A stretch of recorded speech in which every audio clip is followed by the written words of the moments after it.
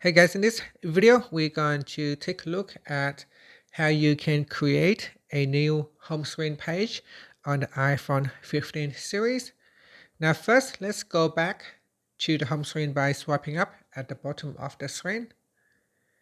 And from the home screen, go to the last screen page.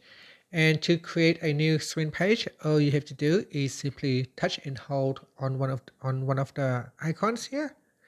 And then when it starts to wiggle, drag it to the right hand side to the edge of the screen. Now you can see the new screen page has been created. So in here you can let go and then tap on done, and this will allow you to create a new home screen page.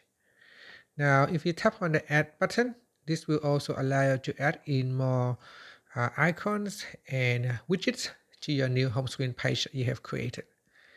And that's it. If you want to remove the new home screen page, you can simply move all of the icons out of the screen page. So here I will touch and hold onto the icon, and I'm going to drag it to my left, and that will leave that screen page empty.